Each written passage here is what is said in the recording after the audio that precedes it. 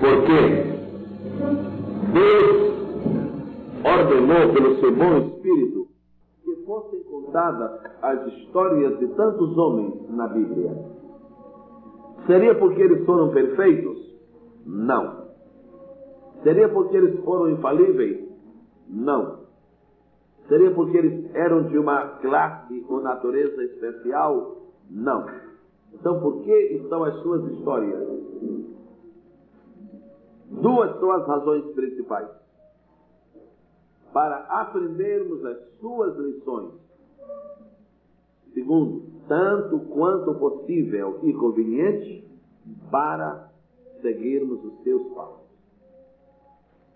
Aprendermos as lições.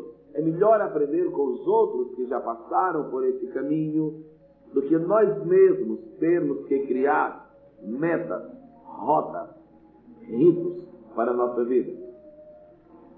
Trago esta noite para estudo, neste Instituto Bíblico Missionário, a história de um dos maiores homens do Novo Testamento, Filipe, que nós dizemos com muita simplicidade, mas com muita propriedade, um crente dirigido pelo Espírito. Nós queremos fazer 7 perguntas a respeito de Filipe. Primeira, quem foi ele? Segunda, como ele serviu a Deus? Terceiro, onde ele serviu a Deus? Quarto, como Deus dirigiu sua vida? Como ocorreu o avivamento do qual ele foi o protagonista principal? Quais as lições principais de sua vida? E quais os resultados de seu ministério? Antes que nós entremos no exame propriamente dito da vida de Filipe, eu sugeriria a seguinte questão. Se essas 7 perguntas fossem feitas a respeito de nós mesmos, haveria alguma coisa que responder? Já os irmãos teriam alguma coisa que informar? Em Atos dos Apóstolos, no capítulo 6, aparece a figura de Filipe. Versículo de número 5. E esse parecer contentou a toda a multidão, e elegeram Estevão, homem cheio de fé e do Espírito Santo, e Filipe. Filipe é o segundo homem que aparece na lista dos primeiros diáconos da igreja em Jerusalém. Quem foi ele? Nós temos 3 informações. Primeira, juntos, um membro da igreja primitiva. Segundo, um diácono cheio do Espírito Santo. Terceiro, um evangelista poderoso. Nós estamos transferindo para os senhores o bonito trabalho, a bela tarefa de completar com versículos, para que não seja um trabalho meramente repetitivo ou auditivo, e sim participativo. Vamos sublinhar 3 palavras aqui nessas respostas. A segunda palavra da resposta número 1, por favor. Pode. A segunda palavra da segunda resposta. A segunda palavra da terceira resposta. Falem agora juntos, por bondade. Eu tenho encontrado algumas pessoas que dizem: eu não aceito hierarquia na igreja, porque igreja não é uma caserna. Eu já encontrei alguém, faz muito tempo, mas já encontrei alguém que pensou assim, que diz assim. Encontro outros que dizem: é obrigado a haver uma hierarquia na igreja. E encontro outros que dizem: eu não sei nem se deve haver e se não deve haver. Seria muito bom que cada um de nós pusesse em seu coração alguns princípios básicos para ajudar-nos na nossa vida cristã. Por exemplo, nós nunca devemos ser dogmáticos e nem inflexíveis naquilo que não é fundamental. As maiores pugnas, os maiores conflitos e até as principais divisões que tem havido no corpo de Cristo durante esses 2.000 anos de história, pasmem os senhores, não tem sido por causa dos grandes problemas, tem sido por causa dos pequenos. Já houve ocasião em que houve divisão da igreja por causa de uma palavra. pequenina, por sinal. Se o certo é batismo no Espírito Santo, o batismo com o Espírito Santo. Aí rachou. A metade da igreja ficou dizendo que era batismo no Espírito e outra metade batismo com o Espírito. Nós não devemos ser dogmáticos, nem inflexíveis naquilo que não é fundamental. Salvação é pela fé, nós não abrimos mão disso, nem que nos custe o pescoço. Salvação é pela fé. Agora, existem coisas que nós não precisamos ficar discutindo. Esta, por exemplo, hierarquia, existe ou não existe? Existe. Se não existe hierarquia no governo de Deus, então não existe ordem, não existe disciplina. Em 1 Coríntios capítulo 11, nós temos os fundamentos da hierarquia do universo. E esses fundamentos da hierarquia do universo nos ajudam a compreender que todo o reino de Deus, tanto no céu como na terra, obedece a uma hierarquia. 1 aos Coríntios capítulo 11, versículo de número 3. Mas quero que saibais que Cristo é a cabeça de todo varão, o varão a cabeça da mulher, e Deus a cabeça de Cristo. Aqui não está discutido superioridade, porque nós não vamos jamais discutir superioridade entre Deus e Cristo. Está discutindo disciplina, está discutindo hierarquia, está discutindo ordem, está discutindo princípios administrativos e éticos no reino de Deus. Se não tem uma cabeça no reino de Deus, ninguém manda. Se ninguém manda, não há ordem. Se não há ordem, há desordem. Desordem se relaciona com o pecado. Que reino de Deus é esse? Então, amados, aqui diz, a mulher tem uma cabeça, que é o varão. O varão tem uma cabeça, que é Cristo. E Cristo tem uma cabeça, que é Deus. Hierarquia do universo. Por que não haveria, então, uma hierarquia no reino de Deus aqui na terra? Ela está muito clara na Bíblia. E ela está também clara neste primeiro tópico. Filipe foi primeiramente um membro, depois um diácono, depois um evangelista. Quando eu digo que existe uma hierarquia, eu não estou dizendo que existe uma escada, porque hierarquia não é escada. No exército existe uma escada e uma hierarquia. Na igreja existe só uma hierarquia, não existe uma escada. Uma escada que você tenha que subir todos os degraus para poder chegar ao topo. Não. Há pessoas que morrem diáconos, há outros irmãos que morrem presbíteros, há outros que são presbíteros sem haver sido diáconos, há outros que são evangelistas sem haver sido presbíteros, e assim por diante. Citando dois exemplos. Ontem à noite, nós separamos para presbítero um dos nossos irmãos que está servindo em Minas. Ele não era diácono, ele foi de membro para presbítero. Eu, pessoalmente, nunca fui diácono e tampouco fui presbítero. Fui separado logo para evangelista. Agora, eu reconheço o que está claramente na Bíblia. Primeiro, Filipe foi membro da igreja. Como pode alguém vir a ser um diácono se nunca foi membro? Como podemos tirar um diácono lá de fora? O senhor aí, se traga os seus dois que já tem um diaconato me esperando. Isso é um absurdo. Isso é inaceitável. Então existe um princípio de hierarquia. Há alguém que tem uma posição maior que um diácono, é o presbítero. Há alguém que tem uma posição superior ao presbítero, é o evangelista.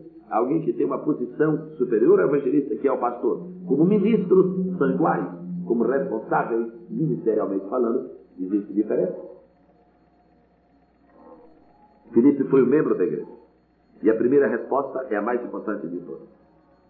Deus nos quer usar não porque somos diáconos, ou presbíteros, ou evangelistas, ou pastores, porque nós somos membros da igreja.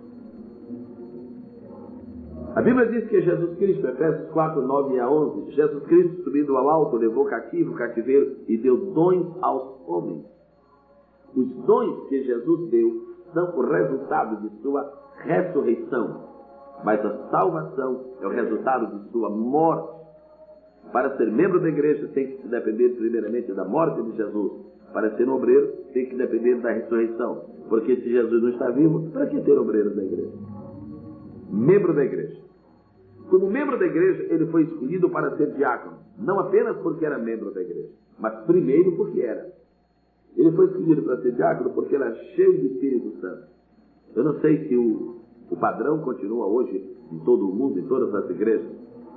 Eu não sei se hoje se escolhe, em alguns lugares se escolhe diácono, porque os irmãos são fortes, musculatura boa. Muscula o irmão que ele é forte, ele faz Cooper e precisa pegar em bancos. Não, isso não havia na igreja primitiva. Escolhia-se porque eram cheios de Espírito. Se o homem é fraco, se o homem é frágil, de estrutura frágil, e cheio de espírito, ele consegue ter mais força do que Sansão no colo de Dalila. Então, a verdade é que a Bíblia menciona que Filipe foi um diácono cheio de Espírito Santo. Agora, um diácono bem-sucedido tem possibilidade de ir para frente.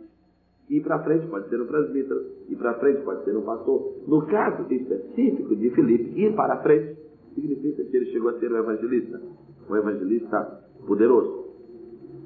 Olhando para essa tríplice resposta, nós aprendemos outra coisa.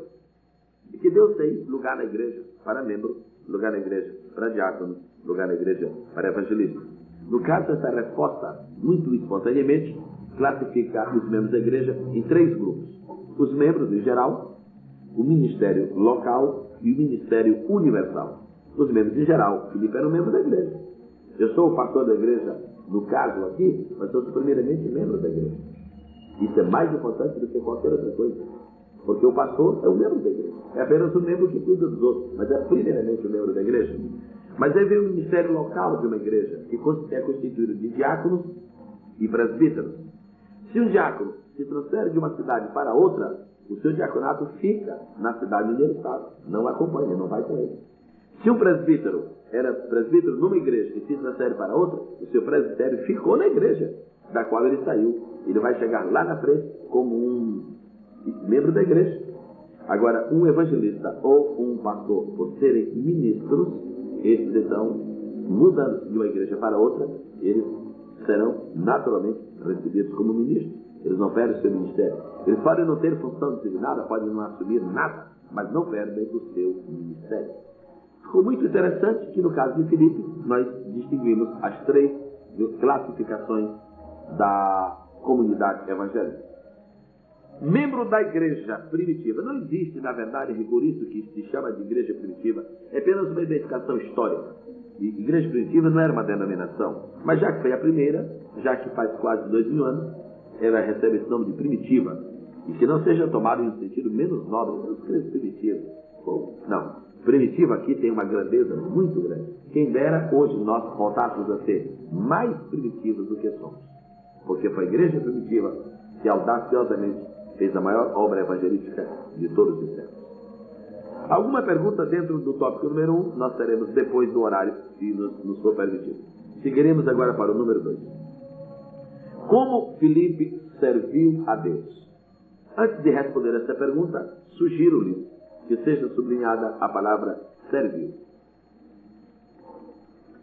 Escrevam em alguma parte de seu papel, que não seja no lugar lógico aqui. Em alguma parte escrevam, por favor, S-E-E. Lá na frente, V-I-E. 2 coisas que são muito bonitas na vida. Uma é ser e a outra é vir. Nós temos que ser alguma coisa e temos que vir a Jesus. Mas quem quer ser e quem quer vir tem que servir.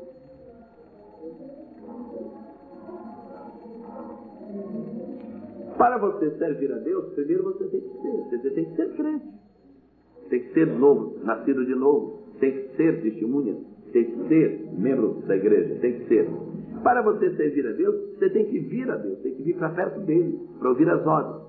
E se você conseguir ser, e se você conseguir vir, provavelmente você vai conseguir servir. Servir é, sem dúvida alguma, o segundo projeto de Deus para nós. 1 aos Tessalonicenses. O segundo projeto de Deus para nós é, sem dúvida alguma, servir-lhe. 1 aos Tessalonicenses, capítulo 1, versículo 9, aqui fala dos 3 projetos de Deus para nós. Porque eles mesmos anunciam de nós qual a entrada que tivemos para convosco, e como dos ídolos. Projeto número 1, vos convertestes a Deus. O primeiro projeto de Deus para o homem pecador é que ele se converta. Segundo projeto, para servir o Deus verdadeiro. Terceiro projeto, verso 10, e esperar dos céus a seu fim. Só pode dizer que é um crente completo, realizado, quem é convertido, serve a Deus e espera a Jesus. Se a pessoa é convertida e serve a Deus, mas não espera Jesus, os projetos de Deus não estão integralmente cumpridos. Se uma pessoa diz que espera Jesus e se converteu, mas só dorme, não faz nada para Jesus, nós estamos duvidando de que as coisas andem bem. Ele tem que fazer 3 coisas. Primeira, se converter. Segunda, servir. Terceira, esperar. O processo da salvação tem 7 coisas que Deus faz por nós. Eu não vou mencionar agora porque desviaria o tema. Quando no processo da salvação existem 7 coisas que Deus faz por nós. E existem 3 que nós fazemos para Deus. As 3 que nós fazemos para Deus são: primeira, converter. Deus não nos converte. Nós nos convertemos a Deus. Converter não é um ato de Deus. Converter é um ato nosso. Iluminar é um ato de Deus. Regenerar é um ato de Deus. Converter é um ato do homem. Você se converte. Eu me converto. Apenas uma vez na Bíblia, no Velho Testamento, esta noção é um pouquinho diferente, porque está falando de pessoas que já eram crentes. Foi quando Jeremias orou e disse: converte-nos, Senhor, a ti e nos converteremos. Mas é porque eles estavam com cabeça tão dura que não tinha mais condição de se converter só a Deus. Só milagre aí, porque nós já não temos mais graça para nada. Fora isso, em toda a Bíblia, converter é uma atitude nossa. Quando Pedro pregou em Atos 3, ele disse: arrependei-vos e convertei. Então é a atitude nossa. No caso específico de Filipe, ele era um homem convertido, porque ninguém pode ser cheio do Espírito se não for convertido. O Espírito Santo faz 2 coisas muito bonitas em nossa vida. Ele nos ilumina e ele nos convence, mas ele não nos converte. Depois que ele nos convence, nós nos convertemos. Agora muita gente diz: você é um convencido. Graças a Deus que já está convencido. Agora não entra no céu porque está convencido. Tem que ser convencido para ser convertido. Ele me convence e eu me converto a ele. Aí a obra se completa. Filipe, muito naturalmente, era convertido. Filipe servia a Deus. Como Filipe serviu a Deus? A Bíblia fala que existem 10 maneiras de servir a Deus. O nosso projeto aqui para esta lição são somente 3, porque não é um dia inteiro de estudo. Mas aqui fala que Filipe serviu a Deus de 3 maneiras. Primeira, juntos, com. Segunda, com. Terceira, com.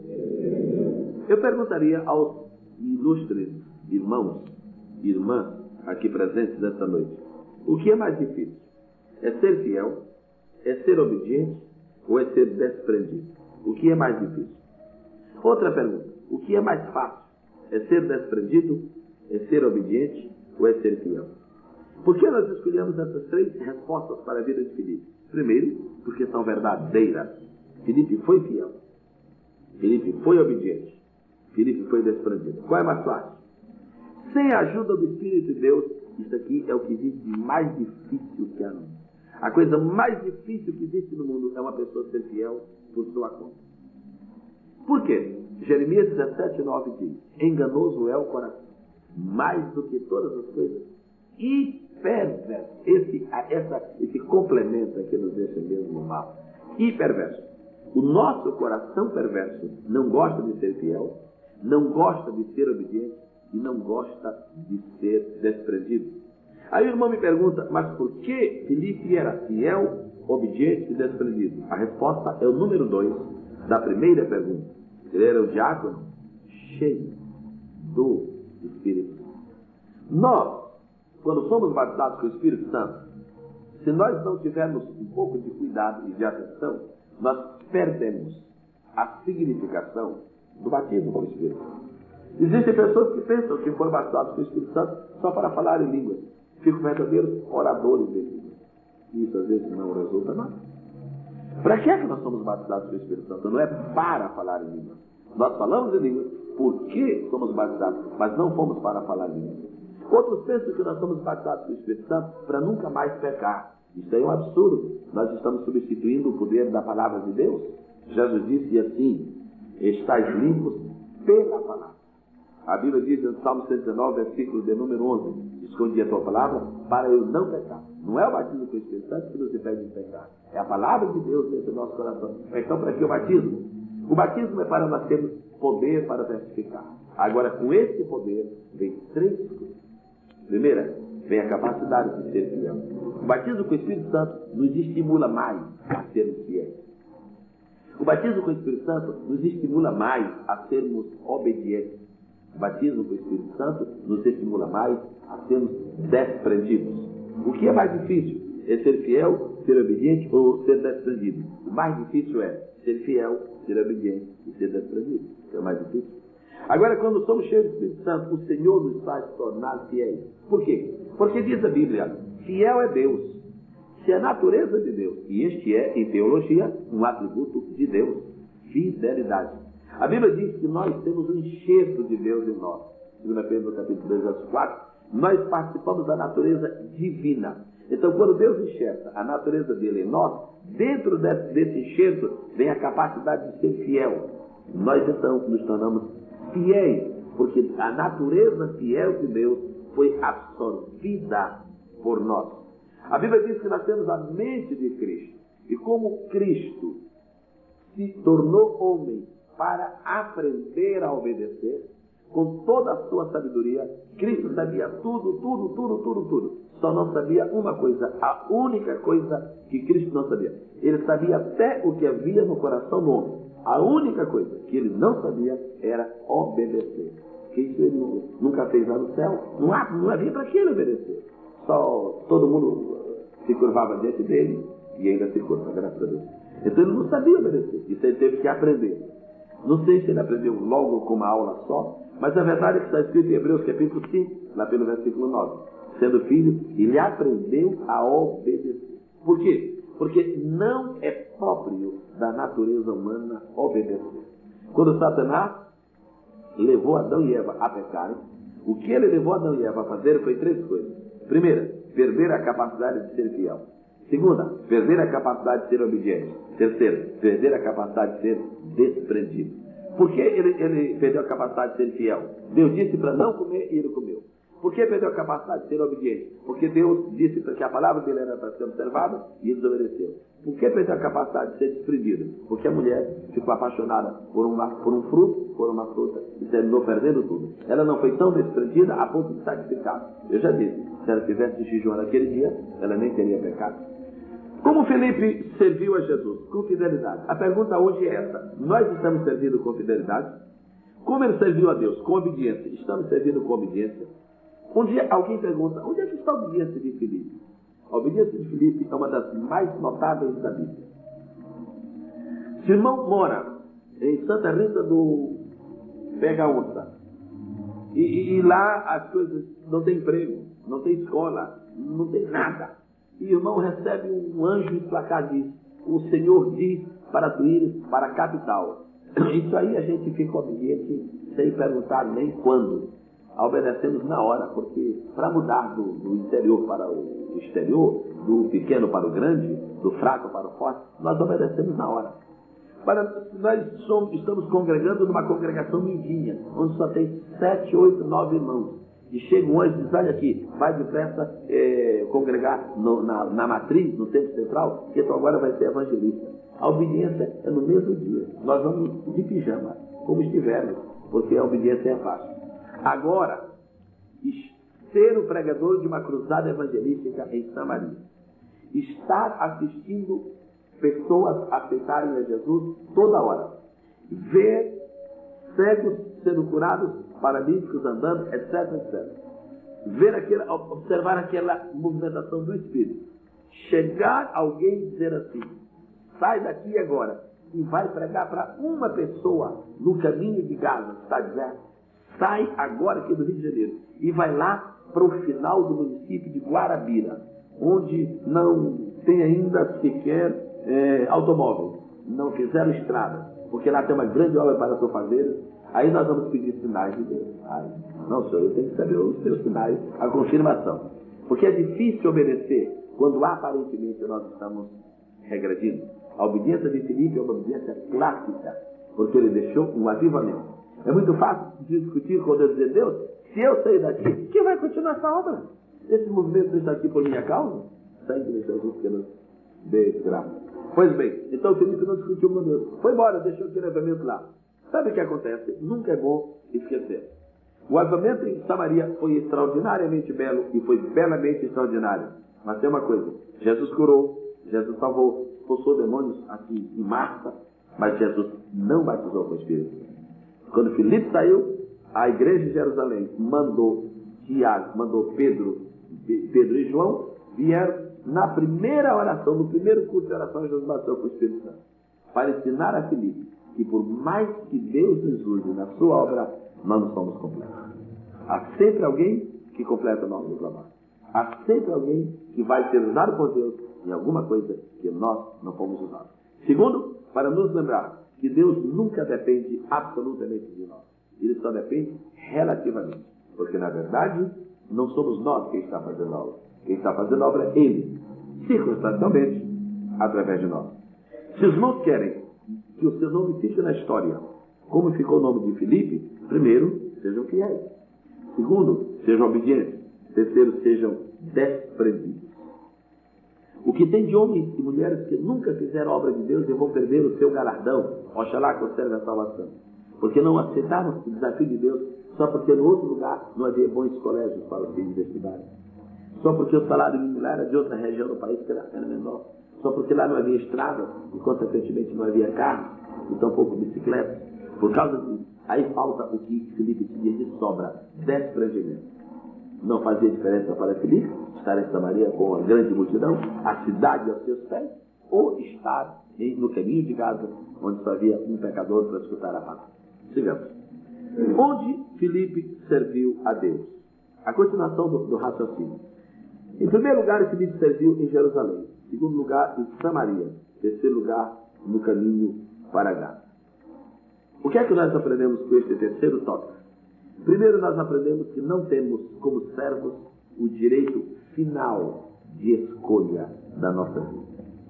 É uma coisa que às vezes nós demoramos a entender e muito mais demoramos a aceitar. Seria tão bom se nós pudéssemos dar uma opinião para Deus. Deus, faz assim, me leva para qualquer lugar, Deus seja assim como Washington, Paris, sabe, na minha humildade eu aceito qualquer lugar, Jesus. Estocolmo, Oslo, não escolho, Jesus, leva-me. Muito bem. E seria razoavelmente fácil para nós fazermos a nossa escolha. Se você quer deixar o seu nome na história, aprenda com Filipe. Servo não escolhe. Servo aceita. Servo não escolhe. Servo aceita. Vamos falar juntos? Servo não escolhe. Servo aceita. Você diz, mas isso não parece que seja uma ditadura divina sobre o homem? Que é o homem para que Deus se lembre dele? Já é grande coisa Deus olhar para o homem, ele não quer mandar.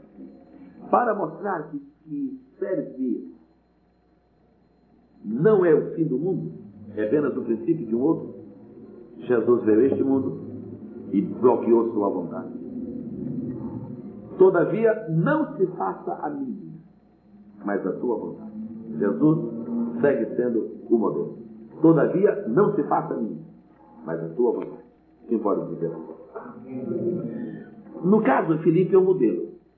É um modelo porque ele primeiramente serviu em Jerusalém. Talvez podemos dar uma olhadinha em São Lucas, capítulo, não propriamente nele, mas no Evangelho que ele escreveu. Vamos dar uma olhadinha no Evangelho de Jesus Cristo, conforme escreveu São Lucas, e vamos ver aqui pelo capítulo de número 24, versículo de número 46. E disse-lhe, Lucas 24, 46. Assim está escrito, e assim convinha, que o Cristo padecesse, e ao terceiro dia ressuscitasse dos mortos, e em seu nome se pregasse o arrependimento, e a remissão dos pecados em todas as nações, vírgula. Complete o versículo, por favor. Faz uns 15 anos que eu tive um pensamento de escrever um livro. Espero que ainda consiga isto. Eu tenho somente o rascunho inicial, porque, bem, o título do livro seria este. Não, o título é este. O livro não tem, mas o título é este. Começando por Jerusalém. Mas é uma frase tão cativante, não? Isto tem uma mensagem praticamente para a igreja toda. Por que muita gente não consegue nada na vida? Porque não começou por Jerusalém. Tem muitos que querem começar por Samaria. Nem vieram da para o Instituto Bíblico, já querem ensinar teologia. Nem compraram um livro para conhecer os atributos de Deus e já se consideram conhecedores absolutos de todas as... Sabe que eu gosto de quando ministro a palavra de Deus, eu tento de oferecer sempre, um sentido prático àquilo que ministra. Para que você não saia deslumbrado com teorias inaplicáveis à sua vida. No caso, eu daria um sentido prático a essa palavra onde Filipe servia a Deus, primeiro em Jerusalém. Há muitos irmãos que sentem de Deus uma graça especial para visitar a igreja, andar encher.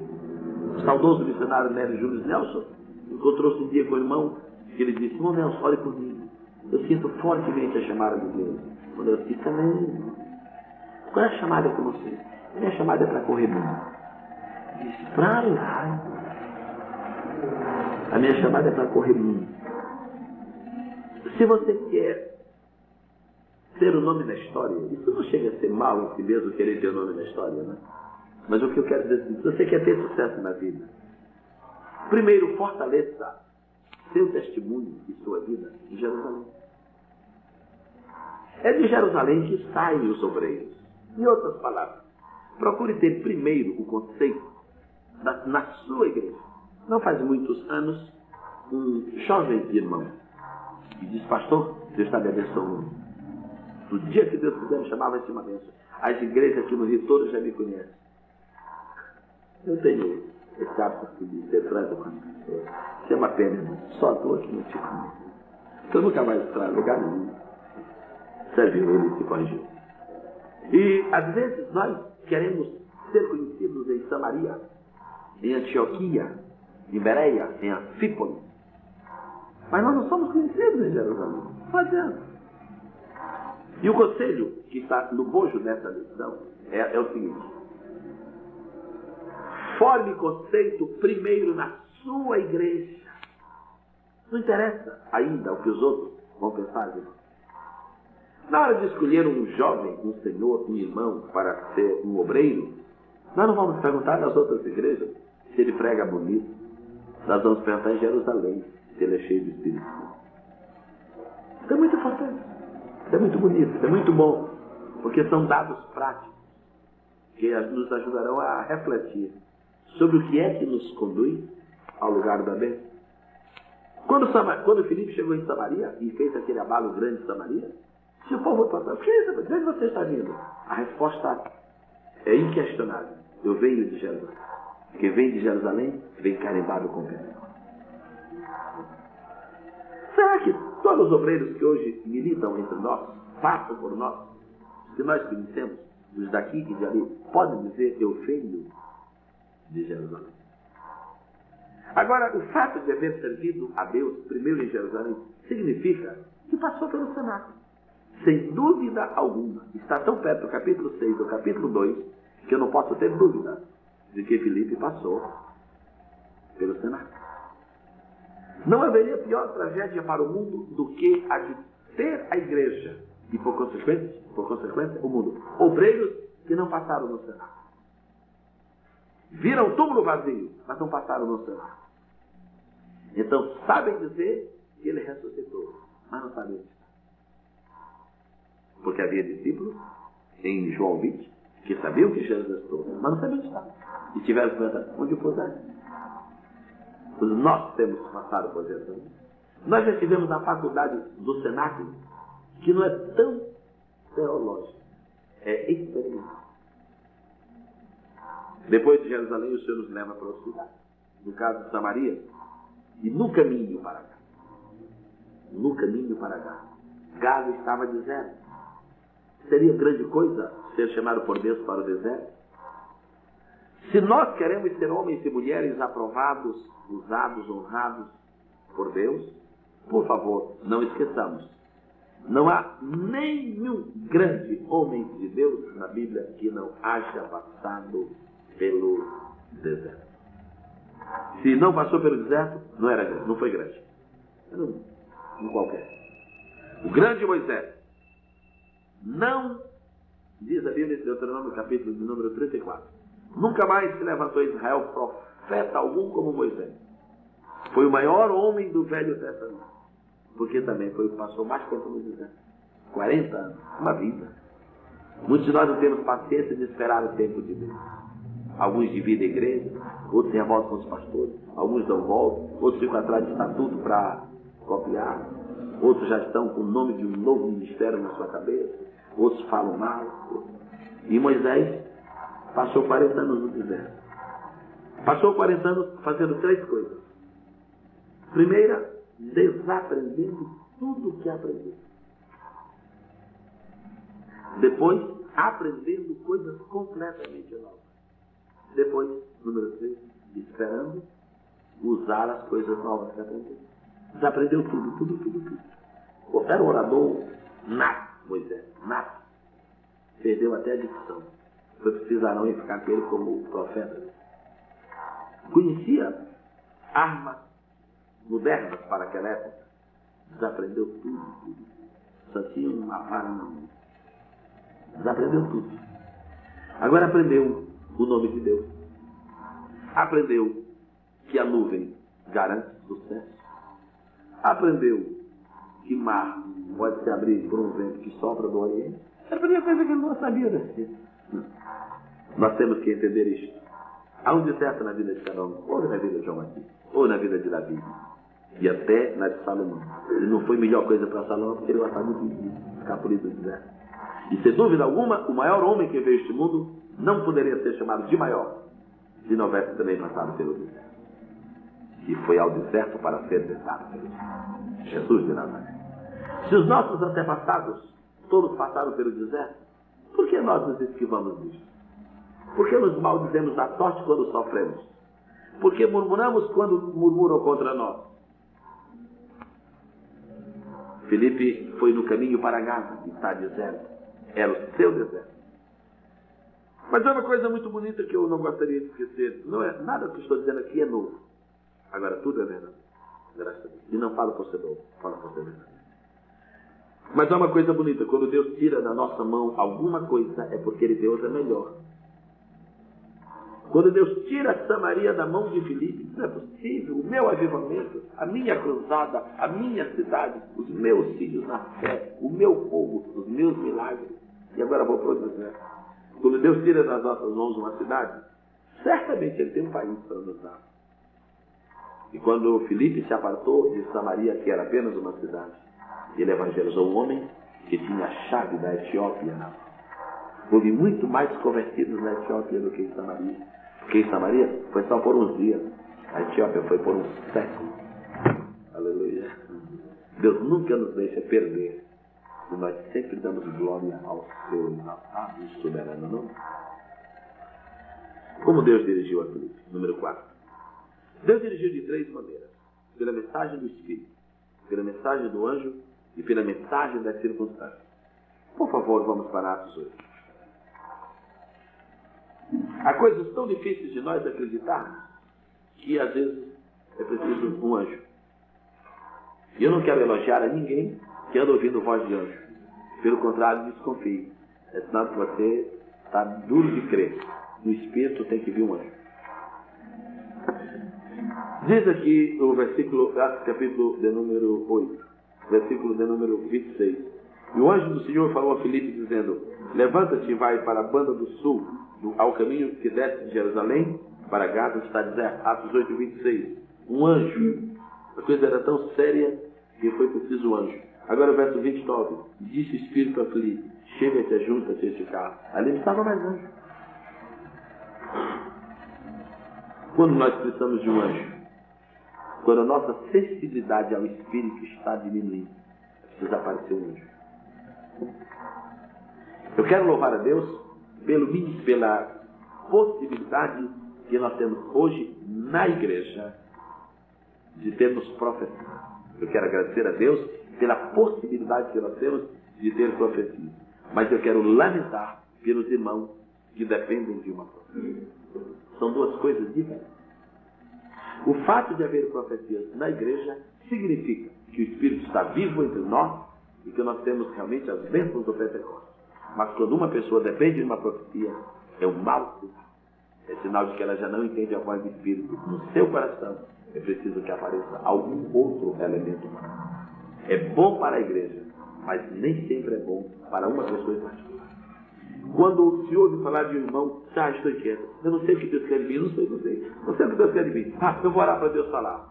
Ele está dizendo que perdeu a capacidade, a sensibilidade.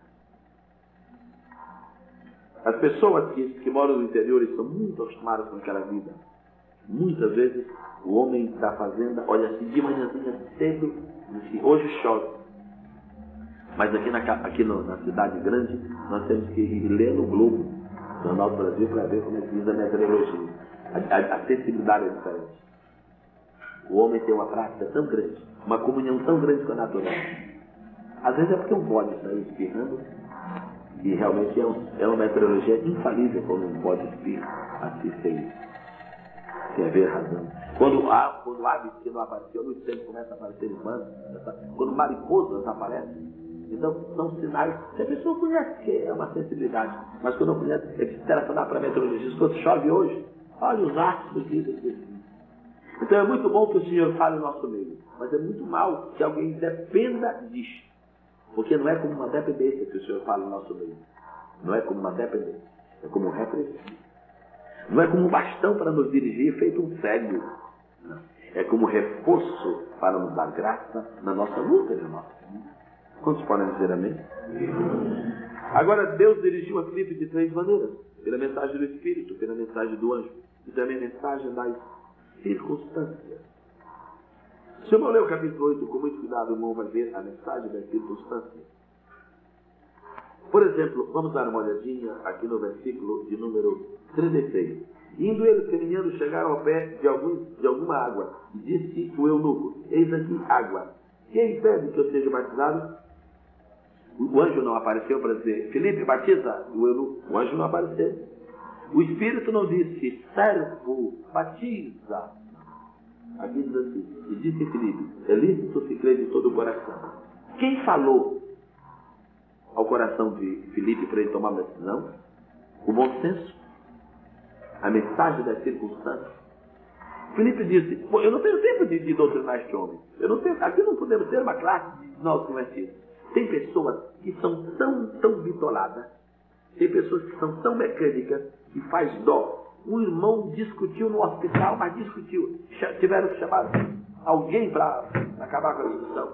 Porque um cidadão aceitou Jesus e não levantou a mão. O irmão discutindo e querendo desatar a corda do soro do irmão para ele levantar a mão.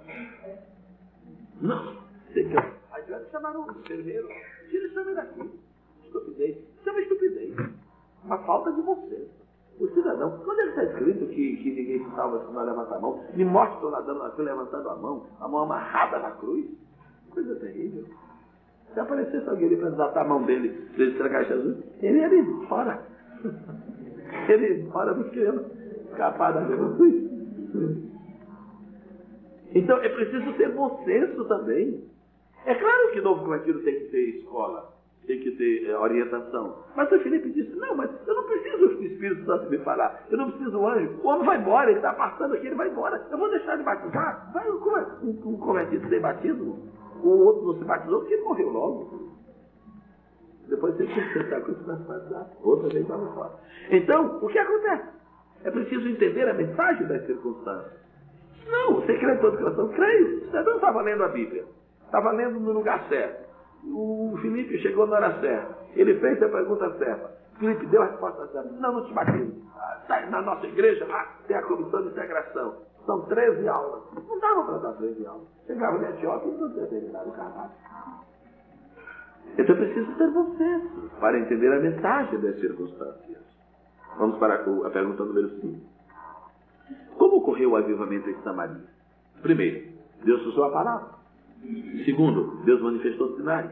Terceiro, Deus utilizou de Filipe. O que nós estamos sugerindo nessas respostas é: primeiro, o homem não é o primeiro. O homem não está em primeiro lugar. Ou o espírito de vanglória que existe na natureza humana, ou perversidade que nos acompanha, nos querendo tornar vaidosos e importantes. Tem que o sangue de Jesus nos purificar dessas coisas terríveis. Filipe aparece aqui em terceiro plano. O avivamento ocorreu não foi porque Filipe esteve ali. Qualquer homem que estivesse ali seria usado por Deus. Foi porque Filipe pregou a palavra. Deus usou a palavra. Nós estamos no princípio da última década deste século e deste milênio. As vozes espirituais que se levantam hoje estão dizendo que nós estamos em tempos perigosos, difíceis. E o avivamento que existe hoje nessa pátria é um avivamento dinâmico, por um lado, porém é claudicante, por outro lado. Neste mesmo país em que temos igrejas dinâmicas, poderosas, ao lado delas estão igrejas morrendo, mortas, desanimadas. Irmãos, tem igreja fechando por aqui. E tem igrejas que não conseguem reunir seus membros, por isso estão vivendo de transfusões. São transfusões cantarológicas, são transfusões de showmícios, são transfusões. Irmãos, por favor, irmãos, no nome de Jesus, venha amanhã ao culto, fulano vai estar conosco. Quando quando os crentes para se reunirem como igreja precisam de um marketing, é porque o avivamento está fora. Quando nós precisamos manipular as coisas para poder fazer o povo vir adorar a Deus, é porque a essência do avivamento falhou. Quando precisa bater 24 vezes por dia na melodia de um rádio, avisando que nós precisamos dizer, irmãos, venham. A gente está sentindo que a liderança está pobre e é preciso enxotar as ovelhas, empurrando o cuidado, porque na verdade elas estão mais para fora do que para dentro. Isso é a falência de um avivamento. E por que está acontecendo isso? Porque a palavra está em muitos lugares saindo do centro. Não é a palavra que está na órbita do avivamento, é o avivamento que está na órbita da palavra. O centro é a palavra. E os senhores que estão estudando nesse Instituto Bíblico, os senhores estão aqui para se comprometerem com a palavra. E aqui mesmo aqui dentro, nós vamos vigiar para que a palavra não seja torcida. Mesmo aqui dentro, nós vamos vigiar para que a palavra não seja modificada. Mesmo aqui dentro. Mesmo aqui dentro. Agora, de que lhes adiantaria, por exemplo, estar estudando uma noite inteira para fazer uma prova, se não lemos nem João ainda, o livro inteiro?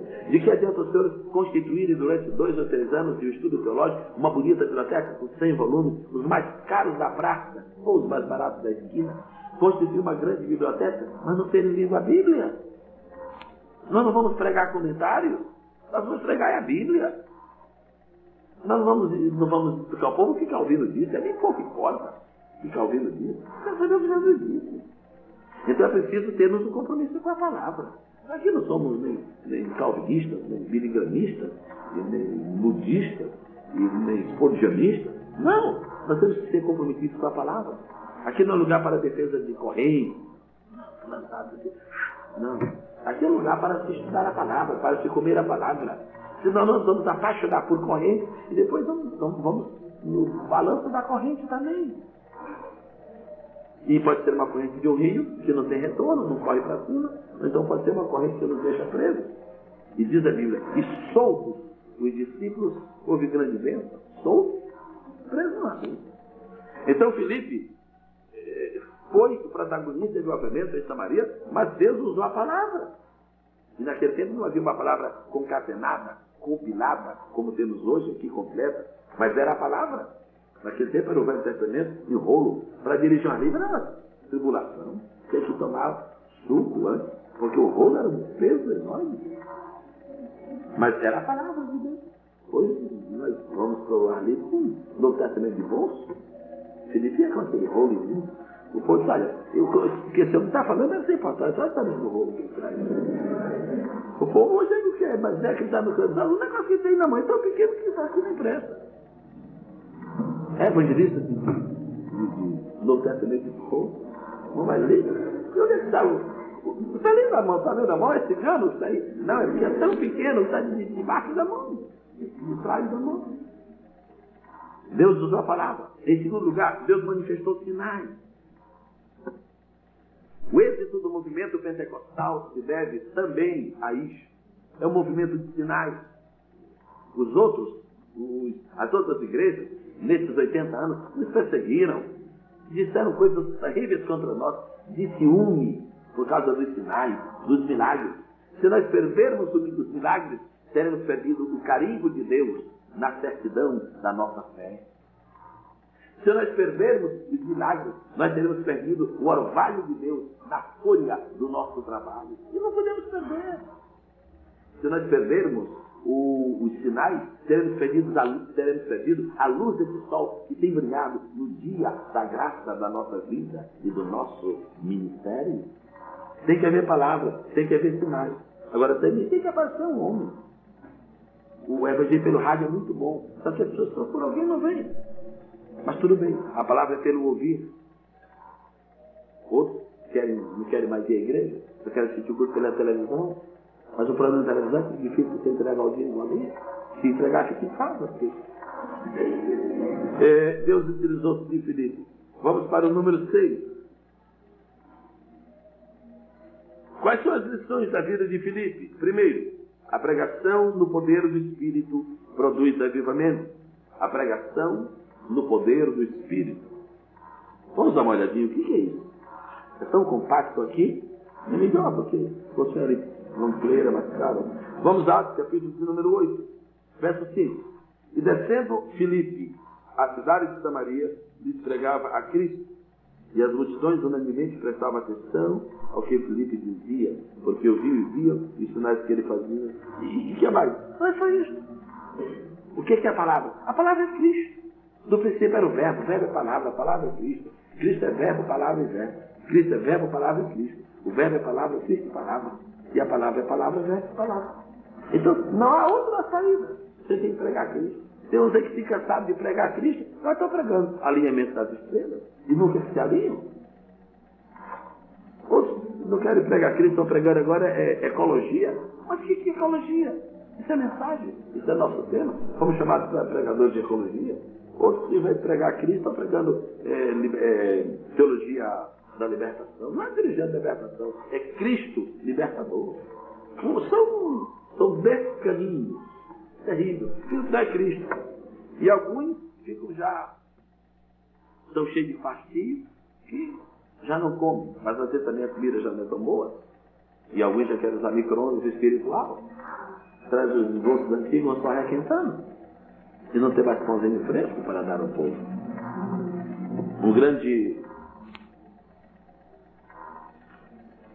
Um americano, milionário americano, lá na família daquele pessoal lá do Wall Street, foi assistir lá o culto, o pregador produziu Rockefeller.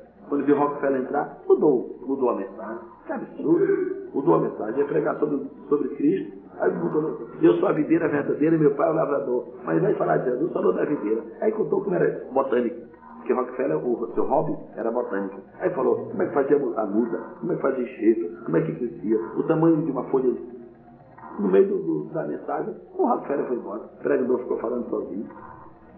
Ficou apavorado quando chegou em casa. Dr. Rockefeller, tive muito prazer em tê-lo no culto hoje. Infelizmente, tinha algum compromisso, saiu tão cedo. Não, reverendo. Assim, aquilo que você falou, eu já sei, desde que eu estudei na faculdade. Eu estava ansioso, era de Cristo. Que vergonha. Ele ficou apaixonado. Teve que pedir perdão a ele, a Deus e a igreja. Maravilha. Coisa assim. Vai para o culto para estudar botânica. Vai estudar uma mensagem, passa 5 minutos lendo sobre Cristo e 2 horas e meia estudando sobre arqueologia.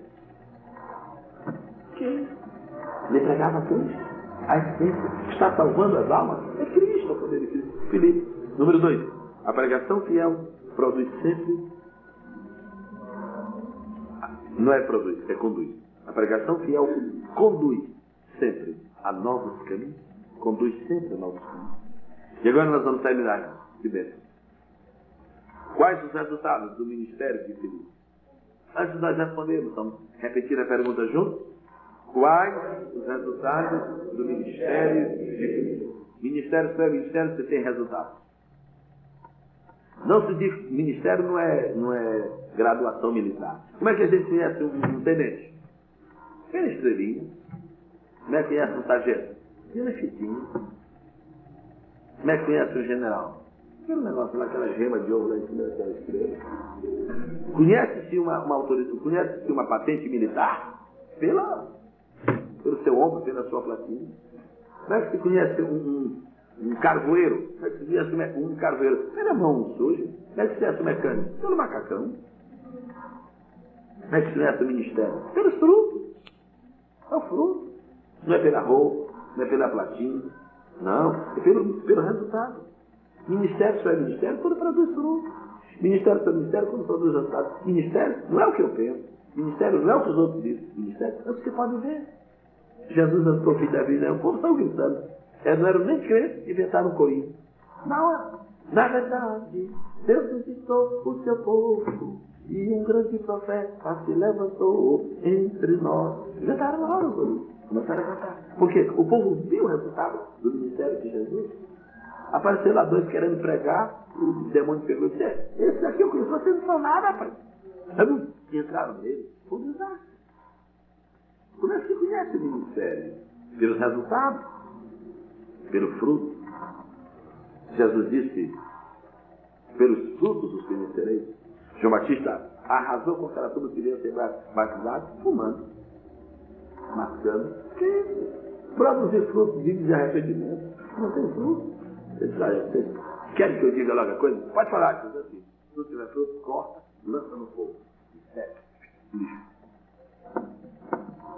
O ministério de Filipe produziu resultados. 3. Primeiro, avivamento em Samaria. Uma cidade abalada pelo poder de Deus através de um homem. Isso é uma coisa seríssima hoje. Às vezes a igreja tem milhares de pessoas e não influencia a cidade. Não influencia. Você chega numa cidade interior aí, toma um táxi. O senhor pode me levar na igreja? Aí leva na católica. Você pode levar na Assembleia de Deus? Será que ele é certo? Leva na questão do Brasil. Será que nós estamos influenciando a cidade? De repente, todo mundo conhecia Filipe em Samaria. O impacto de um ministério. Nós estamos sendo desafiados por Deus a produzir o impacto na nossa geração. Os senhores que estão aqui neste Instituto Bíblico estão sendo desafiados por Deus a produzir o impacto. Não façam fumaça, façam fogo. Façam fogo. Sejam plantadores de carvalho, não de alface. Porque alface qualquer coelhinho chega, rói e come o pé, arranca o pé. Agora carvalho, as gerações futuras terão refrigério e sombra debaixo de suas asas. Avivamento em Samaria, avivamento no coração do eunuco. Samaria era a prole, era a plebe. Samaria era o popular. Samaria era todo mundo. Mas não é apenas todo mundo popular, a plebe, a massa. O eunuco era o Marcílio Marques da Etiópia. O eunuco era o ministro da... Ele era um homem tão rico que ele vinha lendo o rolo do profeta. Havia sinagogas que não tinham rolo. Tinha que pedir emprestado a outra. Ele vinha com o rolo porque ele era tão rico, o salário dele era tão bom, tão alto, que ele podia comprar um rolo. Era um luxo grande na época. Comprar um rolo, ele vinha de Jerusalém, quando for adorar. E o resultado de um ministério profícuo, avivamento do coração do eunuco. E o eunuco foi tão bem evangelizado que levou o fogo do avivamento para a Etiópia. A maior bênção que Deus poderia nos dar na nossa vida seria nós podermos deixar essa folha de papel em algum lugar da nossa casa, depois da nossa morte, do nosso sepultamento, da cerimônia fúnebre de cada um de nós, alguém poder chegar. E onde está Filipe? Por o seu lugar. Onde está Samaria? Por a sua cidade. Aí nós veríamos que valeu a pena termos vivido nesse dia, porque o nosso ministério produziu impacto, como produziu o ministério de Filipe, um crente dirigido pelo Espírito. Curva em sua cabeça.